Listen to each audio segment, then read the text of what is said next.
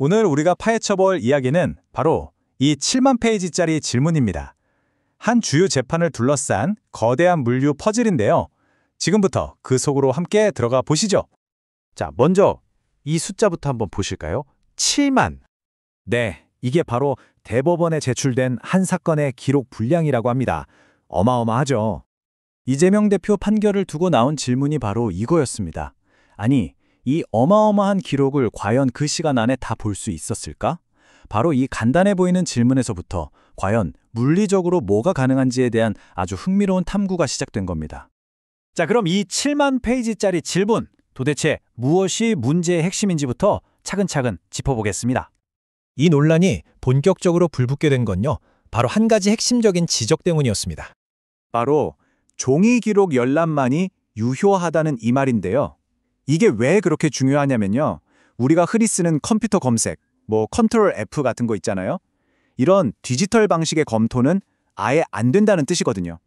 그러니까 한 장 한 장 모든 페이지를 사람이 직접 넘겨봐야 했다는 거죠. 아니, 그러면 이 어마어마한 양의 종이를 다루는 게 대체 어느 정도의 일인지 감이 잘 안 오시죠? 한번 그 규모를 숫자로 따져보겠습니다. 자, 우선 원본 기록이 7만 페이지고요.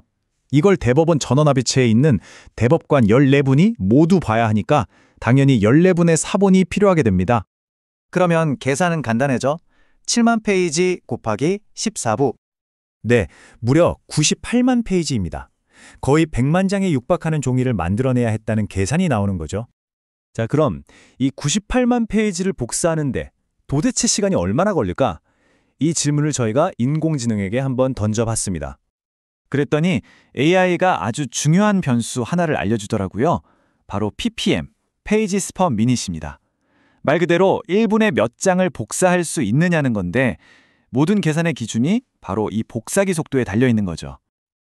자, 결과를 한번 보시죠. 우리가 흔히 쓰는 사무용 복사기, 그러니까 50ppm짜리로는요. 쉬지 않고 돌려도 거의 14일 가까이 걸립니다. 좀 더 빠른 고속 복사기로 해도 거의 일주일이 걸리고요. 최고 사양의 생산용 복사기를 24시간 내내 돌려야 겨우 3.4일, 며칠이 걸리는 거죠.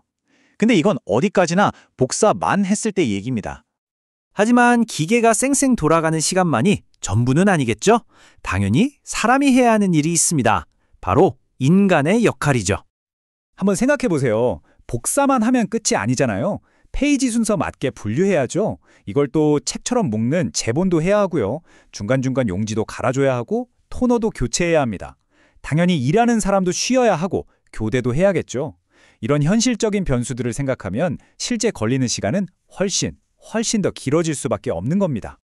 네, 바로 이겁니다. 단순히 기계가 낼 수 있는 기계적 시간과 복사하고 분류하고 재본하고 유지보수까지 다 포함하는 현실적 시간 사이에는 어마어마한 차이가 있다는 거죠. 여기에 더해서요, 이런 물리적인 제작 시간 문제뿐만 아니라 이 기간 동안 대법관들이 해외 출장을 갔다는 보도가 나오면서 실제로 기록을 검토할 시간 자체가 절대적으로 부족했던 거 아니냐는 지적까지 나왔습니다. 자, 그럼 지금까지 나온 이야기들을 모두 종합해보면 과연 이게 무엇을 의미하는 걸까요? 한번 정리해보죠. 물리적으로 98만 페이지라는 엄청난 양, 이걸 만들어내는 데만 해도 상당한 시간이 걸리고요. 여기에 사람이 하는 수작업 시간까지 더해야 합니다. 그런데 정작 이걸 검토해야 할 사법부의 시간은 제한적이었다.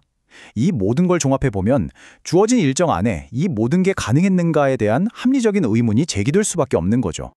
그래서 이 모든 과정은 우리에게 마지막으로 이런 질문을 던집니다. 이렇게 방대한 사건 기록의 경우에 그 검토 과정이 제대로 이루어졌다는 걸 우리는 어떻게 믿고 또 어떻게 검증할 수 있을까요? 바로 사법 시스템의 절차와 투명성에 대한 근본적인 질문이죠.